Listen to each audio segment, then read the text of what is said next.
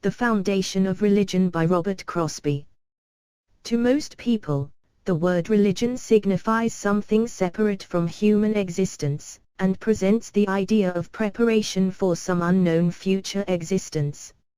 Some religions are based upon the knowledge of an individual who laid the foundation for them, others are believed to be the revelations of a supreme being at the time of the creation of the world.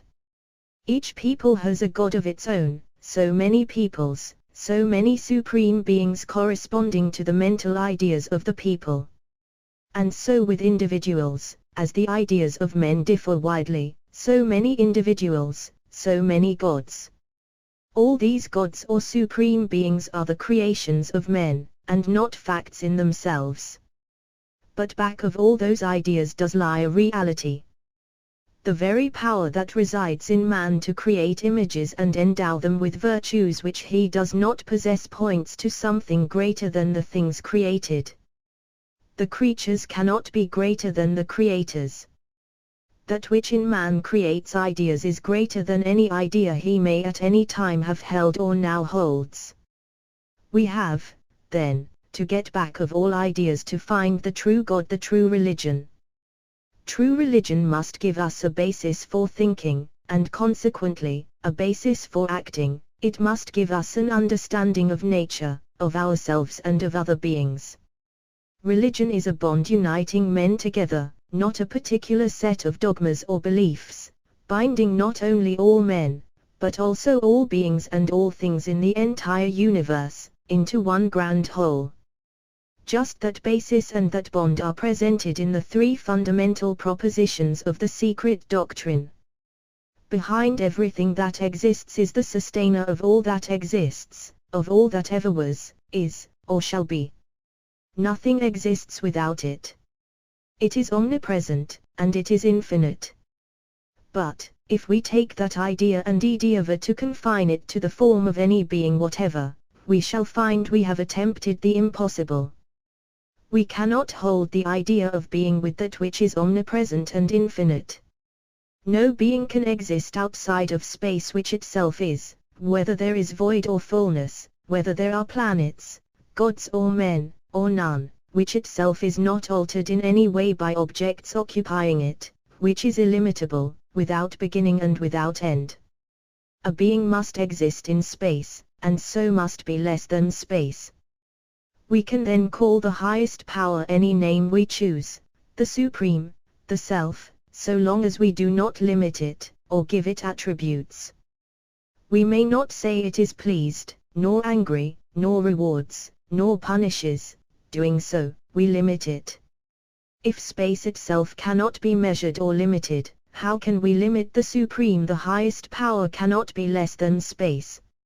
Even to name it is to limit it. Yet it must be the one reality, the one sustainer, the one cause of all existences, the one knower, the one experiencer, in all directions and in everything. This proposition drives us back to the very basis of all thought, the power to think, itself, the power which is in each and every being.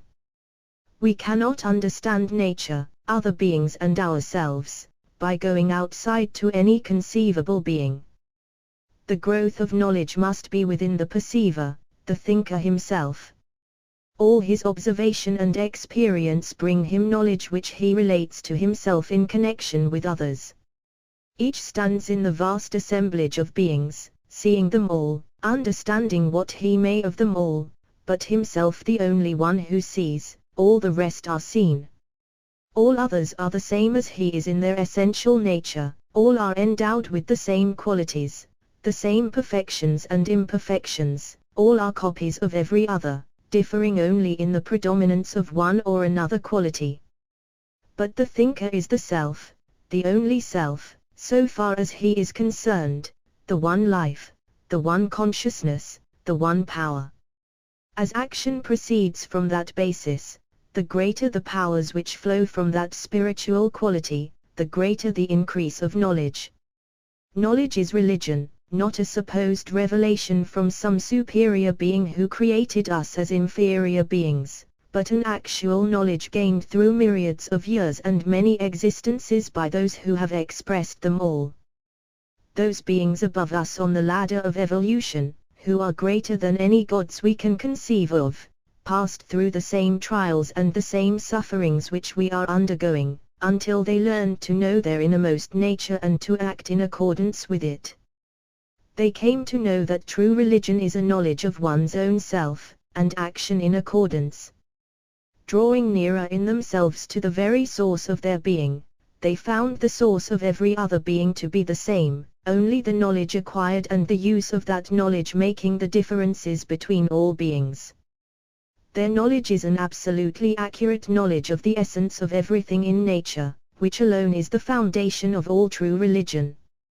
What is it that prevents us from understanding true religion? It is our minds, which we have filled with narrow ideas of life, with small ideas of the nature of humanity and of ourselves.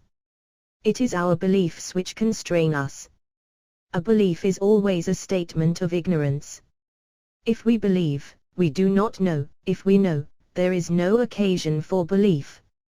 Unless beliefs are tested out in the fires of experience and show themselves true, they are absolutely useless and worse than useless, because they tempt us to use the very powers of our spiritual being in wrong directions, which bring suffering and disaster upon ourselves. It is our very spiritual nature which makes our present unhappy condition possible, for from it flows the one power, either exercising itself through small ideas, its obstacles, or acting fully and without constraint. Each man is his own creator, and each one has to be his own savior through learning right use of the one power. Those who have learned it can only point out to us the way they learned it; no one can learn for us. We ourselves have to clear away the obstacles that prevent us from knowing our inner selves. We ourselves have to throw aside the hindrances in thinking, in forms of religion, in mental as well as physical idols. There is one realizatio which immediately sets our minds in order. It is of that in us which is unchangeable and unchanging. We are that spirit in very essence. All that has been in our past lives and in our present life, all that will in future be, proceeds from the power of that spirit itself, and is sustained by the power of that spirit itself. There is nothing apart from us. Nature does not exist separate and apart from us. The laws of nature are but the interrelations and interdependence of all the beings concerned in this stream of evolution. The forces of nature do not exist of themselves. There never was a force of any kind that was not the result of intelligent action. We as spiritual beings are eternally creating forces, for every man's brain and every thought has a dynamic power. Are they lost? No, all the thoughts, all the feelings of all the beings in the universe, provide a store of dynamic energy which constitutes the forces, as we know them, of nature. We draw upon that general reservoir of force in accordance with the ideas held and in accord with our present inward nature. All the time we are adding to the powers of nature for good or for evil. So, too, we are taking from the powers of nature the additions which other beings have put in, the forces which other beings have aroused in nature. All the powers in the universe are latent in us if we only open the doors to their use. Every one of us is a little copy of the whole universe.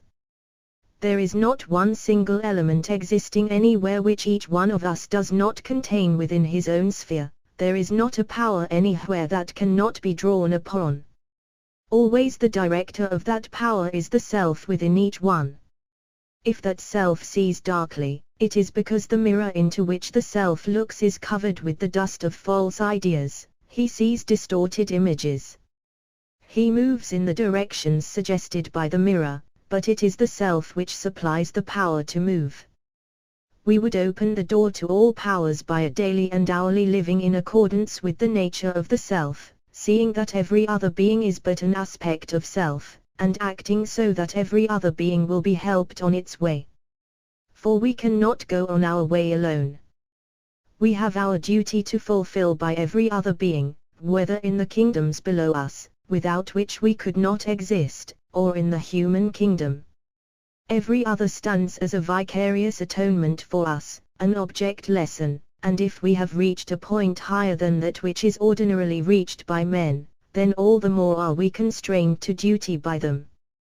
We come to physical existence incarnation after incarnation under the law inherent in our natures, to work with mortal ideas and passions and thoughts, but we who created them, we who sustain them, are immortal.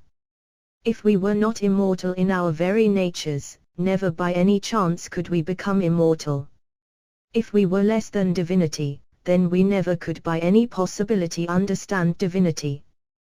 Those beings who have been men and who have gone beyond our degrees of illusion, like Jesus of Nazareth, Buddha, and many others, have attained to their divinity.